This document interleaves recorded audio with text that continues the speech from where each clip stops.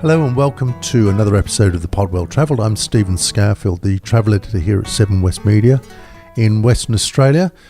We publish travel in the Sunday Times, in the West Australian, and online at thewest.com.au/travel. And I'm with Penny Thomas, travel writer. I'm very happy to be here with you. Last week we talked about the States, Penny, and this week we're going into the United States in more depth in a different way, I suppose. So yeah. Well, I was lucky enough to spend just over a week in New York, and which is a place I've never been to before. So as a first timer, it was a great place to explore, and there is, as you probably know, so much to do there. So much to do. You better give us your top 3 or something. I know. Well, yeah, I didn't even know where to begin. And do you know what? So many people would tell you, you should do this, you've got to do this, you've got to do the amount of advice that you get before you go to a place like New York. It's a bit overwhelming, and you don't really know sometimes where to begin, I found. Luckily, I got onto this thing called City Pass, which is a great way to sort of see all the big icons. It's sort of a key to the city, really. You get the pass, you can download the app as well, and then book into a few different major attractions. And on their list, the 2 places that you get to go to that are included in the pass are the Empire State Building and the American Museum of Natural History. And then you can select from a list of other places 3 other options.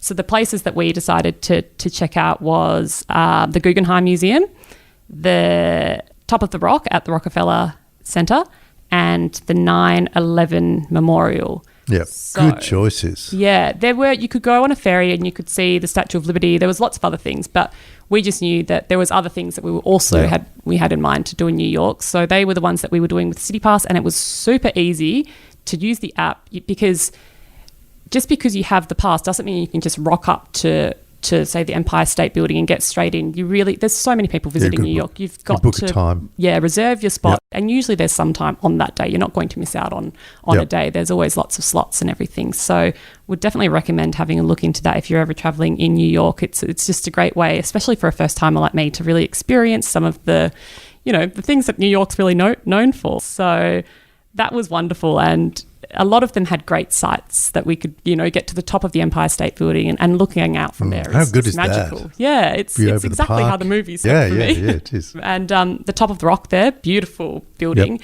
And I loved just being actually in that Rockefeller Center itself and learning about the history of the precinct there, and I guess all the art that's actually sort of scattered around and embedded into the buildings. It was really beautiful. Such a great story, isn't it, Rockefeller? Yeah. How all those people were employed through the Depression to finish the building, when...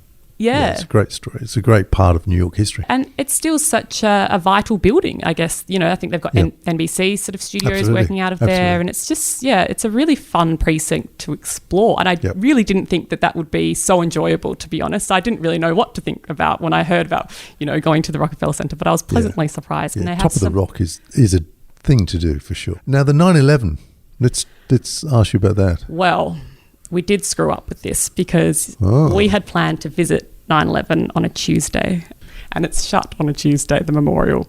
Right. And it was something I was really looking forward to seeing. But we were able to see where the buildings were and do the little audio sort of tour that you can sort of do so you outside. Got the pools outside, yep. But I've heard that the real work is seeing, going underneath. Yes and no. I mean, inside you have got, mangled fire trucks and things like that. But I think that the contemplative part are the pools outside and those sort of messages that come through that area out there where they stood. So I think emotionally, you've seen the spot and had the experience. Oh, I'm glad, because just seeing that area it is moving. That's where you stand and think, and that not inside where it's it's more detail about what happened. But a lot of us know the details. There's lots of pictures in there and pictures of people, but we sort of know that detail, I suppose. So being the contemplative side for me is the experience. But, it is a good point to Yes. Be careful which days. Make sure you check So the days. there's a point well made for the audience. Yes, certainly, exactly. anyway. And I believe the Met could be closed on a Wednesday. Just check that too, because someone else I'd spoke to on our trip said, we were there on the Wednesday and we couldn't go. That's right. Well, it's a very good point that you're making in New York, because not everything, there are places you go where everything's closed on a Monday, and that's not the case there, because it could be a Tuesday or a Wednesday, and you'd think that all the museums or all the galleries would be closed on the same day, but they're not. Yes. So you got to the Museum of Natural History? Yes. Yeah. Isn't that amazing? How good's that? Oh, I loved it. Yeah, we had a story last Sunday, actually, which is online now, about the animal exhibits, which are the stuffed taxidermied one, because it's such an interesting story to me that they employ artists who paint the backdrops and the foregrounds, and the backdrop artists are different to the foreground artists, and there's not many places that employ a full crew of artists these days. So. Yeah, but it's an amazing sort of museum. They've done such a good job. You could spend weeks there, really. There's just so much to take in, and you want to take it all in, but often if you're only there for a week, you've got to pick and choose. So I think it's my advice is to sort of research what you do want to see, but then also don't be opposed to being surprised and taken down a different direction and learning other things. I think that's always important when you travel. On the day that we arrived, I think I said this last week, it was that really sort of smoky day in New York. And we'd actually planned to go to the Empire State Building that day, and we just knew that you wouldn't get any sort of view. So we decided to go to a place called Summit One Vanderbilt, and that is a relatively sort of new building in New York. Yep. And they have these different sort of exhibitions in there, interactive sort of installations that you can be part of. It's just something fun to fill the afternoon. The other thing that we did is called The Edge. I'm sure you might have heard about this building. Yeah, of course. In the sort of Hudson. In the new Hudson Yards. Yep. Yeah, Hudson Yards. It is this sort of platform that comes out of a skyscraper, and it's got this glass panel on the ground that you can sort of stand over if you're game enough, and be miles above the city. And I get vertigo just thinking about it. Did Vaughan go out there? He did, but even he was a bit, we're such wimps, I think, when it comes to turning ourselves into glass those is things. weird. But anyway. then there's like a 5-year-old just jumping up and down on the glass. I had to look away. But it's actually really good fun to just be up there and see the city again from a different angle. And the best thing is you go from the top of the rock, Empire State Building, the Edge, all these different places, and you get such a different perspective each time. So it was nice to see those different perspectives and sort of see where we are in New York and go from there. And I definitely would recommend the Edge. It's just a really cool building. I think they also do yoga up there in the morning. They have different events. So the whole Hudson Yard precinct's worth seeing, isn't it? Yeah. New thing. Yeah. Finished sort of through the pandemic, really. Yeah. Despite the pandemic, I should say. I think they've just finished also one of the last parts of the High Line as well. That's right. So the High Line, which, I walked recently, sort of takes you through that part of the city, and it's quite good because it's an old it was one of the old transport routes into the city. So when the city was developing, the trains that were bringing materials in went on this raised rail route, which has now been taken over by the community, basically. So it's like a community park, but then there are steps and lifts, elevators, so you can drop down into different areas and walk around the local areas and see the markets and this and that, and then go back up to the High Line and carry on walking along to another area. So it kind of transects that part of the city. It's really good. Yeah. No, they've done a really, really nice job with it all. And there's so many people that are there and checking it out. And obviously when I was there, it was summer, so the weather was really nice, and it's fun to be in New York at that time, I think. Everyone's sort of buzzing and excited, and there's stuff going on everywhere. And we also made our way to Brooklyn and went to Williamsburg on a Saturday. They have a thing called Smorgasburg, which is a sort of open air market that you can go to and try all these different types of food. And it's just a really nice way to spend an afternoon. But we explored Brooklyn that morning, where there are some really cool shops, really cool vintage shops. I found this one shirt with Tina Turner on it. I was like, oh, that could be nice. This is a really old sort of shirt. And I looked at the price and it was $888 Wow. US. That is a serious shirt. I was like, wow, did she wear this on stage? Wow. But no, that was one of those serious vintage, collectible sort of vintage stores. Sure. And I ended up speaking to the owner there, who was a really nice guy called John.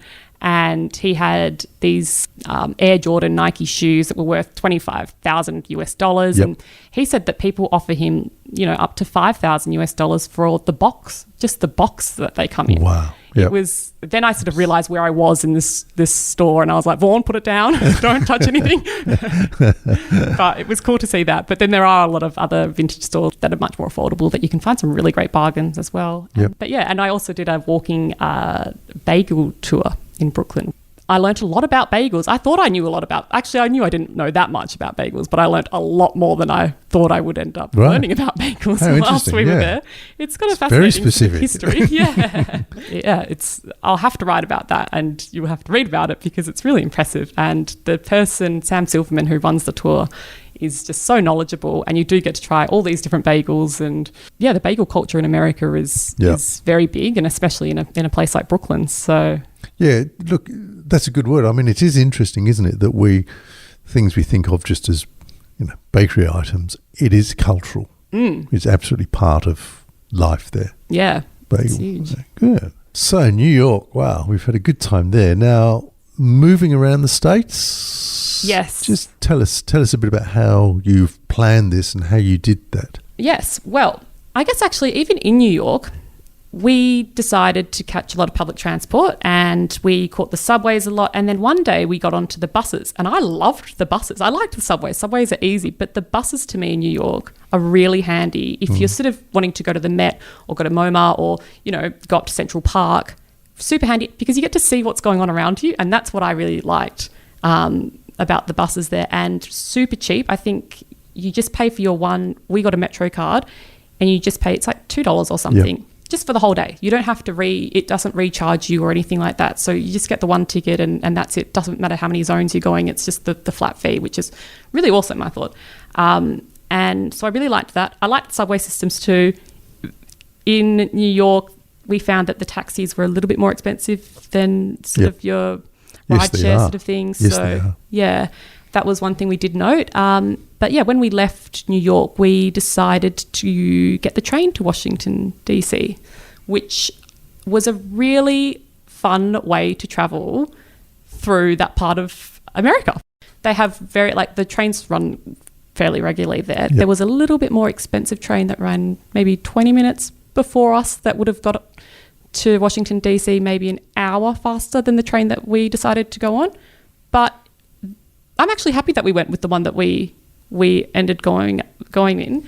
We sat in the silent section, which was really nice. The chairs were super comfortable, super large. You've got cup holders, everything. You can go and buy food if you need, but it wasn't really long enough for us to have a meal. But I loved it. I loved the process of getting the train. It was just relaxing and super easy. And then when you arrive to Washington, D.C., the train station there is spectacular. It was really beautiful. And then, I would definitely recommend that train trip if anyone is ever traveling between New York and Washington, D.C. It was a really nice way to travel. Yep, lots of options, easy to book. Yeah.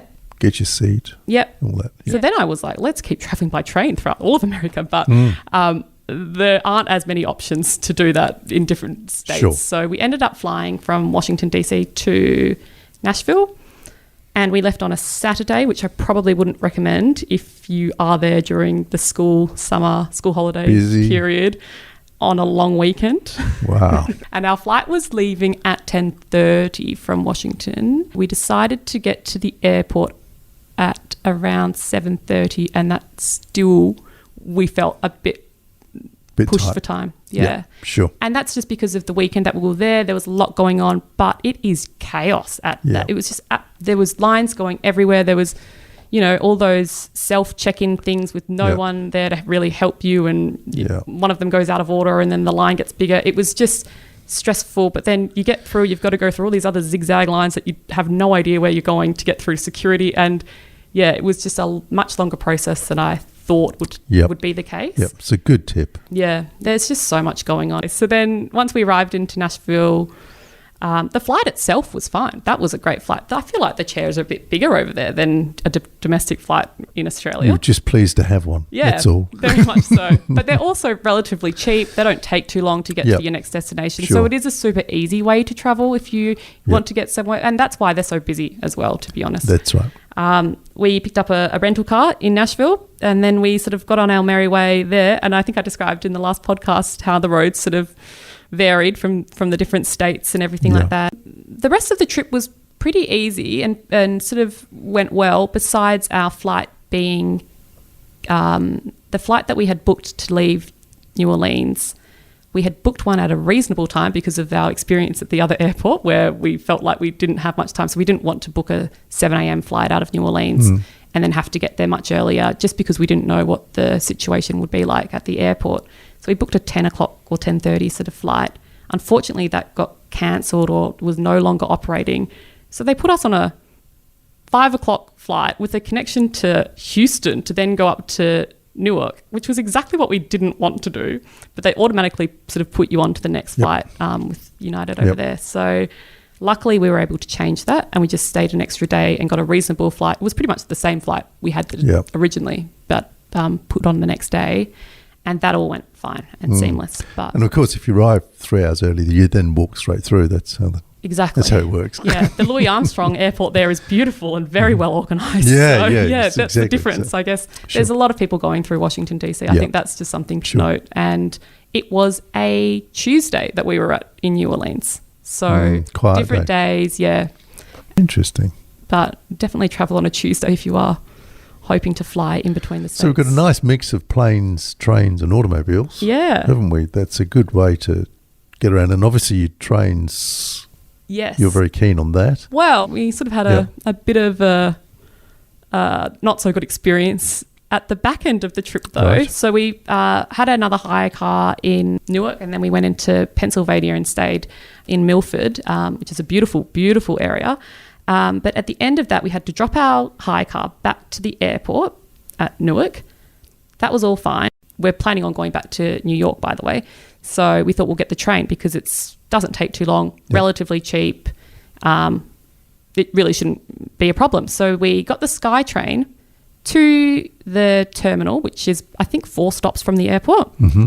That's free. That's fine. We go through, buy our tickets for the next train to New York. The people let us go through, all fine. Then we get down to the platform with all our suitcases, and for some reason it was a really hot day. Something had happened. The systems were down. There was no train going to New York that day, well, for another 2 hours or so. But no one was telling you this. You just overheard people figure this out on their phones and say it out loud. And there was kids crying. There was everything. I just couldn't believe that they could let you buy the ticket, see where you're going, knowing that it was delayed or not coming, and then let all these people, lug their stuff down. And then once you're at that terminal, you actually can't get an Uber or taxi or anything out from there. You have to get the SkyTrain back to the airport. Sure. And it was just a nightmare. That was one thing that we were sort of really unimpressed by, was the processes there. And you go to the people at the desk who let you in, and they go, that's Ports Authority, we're something else. And it's like, really? How is there not a flashing sign being like, this is delayed? So you know what? The train would have been good if I got it there, but we just decided to go back to the airport. We ended up getting an Uber, and it was an expensive Uber, I think around $70 back to New York, but it saved us standing outside in the hot, because those train stations are all open air. It was really hot that day. It was just not going to be fun. Interesting. So, well, it is part of travel, isn't it, to be flexible as well? It is, and some things it is occasionally some things don't work. Wow, so you've taken us around and back to New York. Very nicely done. Yeah, great trip. Yeah, this moving around, I'm just leaving tomorrow, fly from Perth here in Western Australia to Oslo. Interestingly, in crossing from there to Bergen, which is where a lot of cruise ships go from in Norway, to the fjords and elsewhere, of course. There is a little package called Norway in a Nutshell, which takes you across Norway. So rather than fly to Bergen, that third leg, as it were. I've booked that, which takes you on a train, a ferry, then the Flam Railway, which I've been on board, it's very pretty, and a bus and so on. So it combines various methods. And in theory, you should step off one and onto the next. And it's pretty much a day across Norway. So I'm looking forward to doing that, as opposed to flying. So on a similar theme to yours, mixing up travel routes. They actually sell the part of the promotion of the Norway in a Nutshell package, which is this little way to transport yourself across the country, is that it's there's a lot less carbon than flying. Yeah. So that's part of their commitment to that, is to promote these other ways of getting across the country. Yeah. And then, of course, sorry. No, I like how it's it gives you a plan as well, what you're doing, and it's sort of all organised. When you book it, you get 5 QR codes, one for each of the modes. So, and a little map which shows you that it's about 50 metres from the train station to the ferry. Yeah. There's about only the little dotted line to follow, on the map. And then you've got your next QR code, so you've got the whole day just planned out. So, and I'm expecting that to work like clockwork. Well, I hope it does. It's what they do all day. So they also have, as part of this, it's sort of bolt-on part, but as part of this package, you can have your luggage shifted. So they'll pick up the luggage from the hotel, and they'll deliver it to your hotel in Bergen, so you don't have to travel with it. So that travels separately. Yeah. And just turns up magically. Brilliant. Nice. We like efficiency when we're travelling. We do. So we'll see how that works, and I'll report back on that one. Yeah. Well, thanks for taking us around the States. And of course, Mogens Johansen, our other colleague, is away in the US at the moment. He'll be back. We're back. I'll be back for the Festival of Travel, which is here in Perth at University of Western Australia Club on Saturday, August the 19th.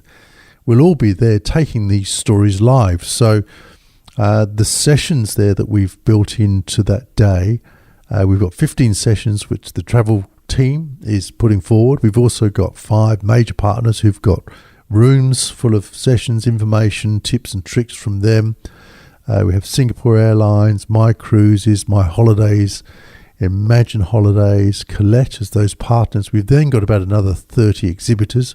We've got an auditorium which will be running big audio-visual shows all day. There'll be bargains on the day, of course. All of our friends in the industry are coming with deals for people who might want that on the day. And it's really a big come and meet the team sort of day for us. So that's August the 19th at the University of Club in Western Australia here in Matilda Bay. The general admission ticket is $20. We also have morning tea and afternoon tea and a lunch ticket. So if you have a look at westtravelclub.com.au/events, so it's westtravelclub.com.au/events, you'll see the Festival of Travel. You'll see the general admission ticket, which, as I say, is $20. And you'll see other options there for events that you might want to come to. Just a little moment here to pause, because if you want to come to the morning tea, the afternoon tea, or the lunch, the price of those includes the general admission ticket, so you don't need to buy that separately. So I'll just tell you that. But we've got a morning ticket and afternoon ticket. The sessions that we're doing, we're repeating. So everyone's doing a double day there, including Penny, who's running lots of sessions there. So come and meet us. We'll all be wandering around at the Festival of Travel on August the 19th. Hey, Penny, the last 2 weeks around the States has been fantastic. I'm exhausted. I've been there. I'm just stars and stripes. Look, can I just mention, as part of the festival, I kind of sew these jackets, and I've got a US jacket. So I bring back fabric from different countries and put them onto denim jackets. So I'm going to dig out my wardrobe and bring, I think it's my 24 favourites from about, 70, say. Nice. So they'll be there. That'll be fun. Bringing bikes and cameras and all sorts of stuff. We've got a camera electronic there. Lots of camera equipment, bags, e-bikes, you name it. Yeah. Festival. Yay. Lots to look forward to. Yeah. And of course, all that we write, Penny writes, Mogens, who stays in the States now, and I write, It's at thewest.com.au/travel. We publish those stories in print in Saturday Travel in the West Australian, in Sunday Travel in the Sunday Times. And we also produce e-Travel, which is a digital edition which comes out on Wednesday. So it's an email that comes to your inbox. You can sign up for that for free at westtravelclub.com.au /join. And that all that means is that you'll get that email e-Travel on a Wednesday. Hey, Penny, thanks. Thank you. That was a lot of fun, and we'll talk again next week, no doubt. Perfect.